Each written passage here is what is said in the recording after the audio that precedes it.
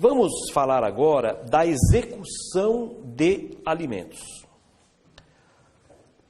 Vamos falar do cumprimento de sentença, né? Cumprimento de sentença é a fase processual de execução que visa a satisfação daquilo que foi objeto de condenação. Tá? Então, o cumprimento de sentença pode ter por objeto uma sentença, né? Ou até uma decisão liminar. Então, o juiz deu a liminar, mas o réu não está pagando. Então, tem o cumprimento de sentença ou o cumprimento dessa decisão liminar. Tá? Então, temos algumas peculiaridades aí do cumprimento de sentença. Artigo 528, parágrafo 9º do Código de Processo Civil. Questão da competência, né? Competência. Onde que pode mover? Veja, a fase de conhecimento, a ação de alimentos na fase de conhecimento é movida no domicílio do autor da ação.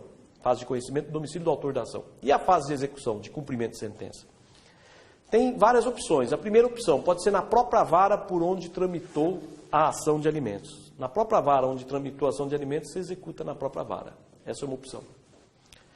Segunda opção, no domicílio atual do exequente, se ele mudou de domicílio. Então, ele moveu a ação numa comarca, daí, quando ele muda de comarca, a execução ele pode mover na sua nova comarca. Terceira opção, comarca do domicílio do executado. E a quarta opção, o juiz onde se localizam os bens. Portanto, a execução de alimentos, cumprimento de sentença de alimentos, tem as seguintes opções. Primeira, na mesma vara da condenação. Segundo, atual domicílio do exequente, se ele mudou de domicílio. Terceiro, domicílio do executado. Quarto, local onde se localizam os bens do devedor. Ok? Então, 4 opções. Vara da condenação, atual domicílio do exequente, domicílio do executado e o local onde se localizam os bens. E os ritos? Bom, a fase de cumprimento de sentença pode observar 3 ritos possíveis, que é o rito dos artigos 529, 528 e 523 do Código de Processo Civil. Então, 529, 528 e 523 do Código de Processo Civil. Ok? Muito bem.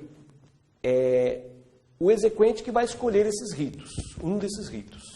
A opção é dele, ele que escolhe o rito que ele vai mover a execução. Ele não pode cumular os ritos, tá? Tem que seguir um rito só, não vai poder cumular os ritos. Muito bem.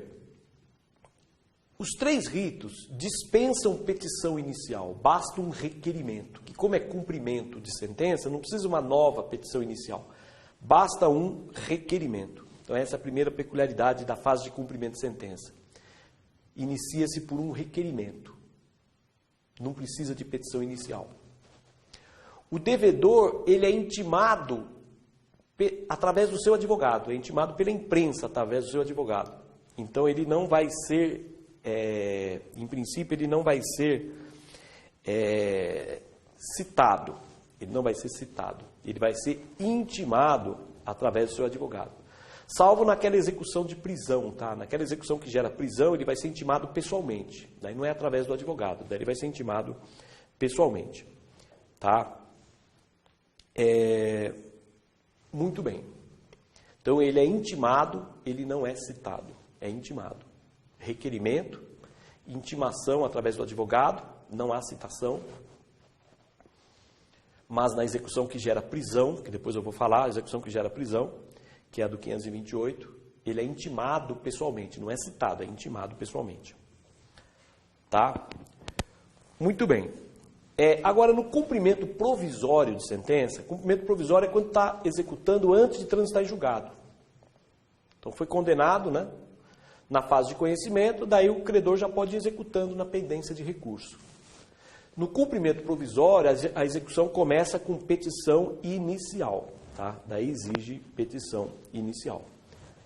Não é requerimento, petição inicial. E lembrando também que no cumprimento provisório de sentença ou da decisão que fixou a liminar, no cumprimento provisório, em regra, não precisa prestar caução. Artigo 521 do Código de Processo Civil. Não precisa de caução. Só será necessária a caução se houver risco de dano grave ou de difícil reparação. Ok? Muito bem. Então, relembrando então. O cumprimento de sentença na ação de alimentos são 3 ritos possíveis, 529, 528, 523. É o exequente que vai escolher qual é o rito que ele quer executar. Não pode cumular os ritos, porque os ritos são incompatíveis entre si. Então ele tem que definir na petição inicial qual é o rito. Ele não vai poder dizer, ó, quero executar com base no 529, 528, 523. Não pode. Ele tem que dizer qual é o rito que vai ser seguido. Não pode cumular os ritos. Inicia-se por requerimento. Não precisa petição inicial. Salvo na execução provisória. Execução provisória, daí precisa de petição inicial. O devedor não é citado, ele é intimado. É intimado, tá? Não há citação. Ele é intimado através do advogado. Salvo na execução que gera prisão. Daí ele é intimado pessoalmente. Ele não é citado, mas é intimado pessoalmente. Ok?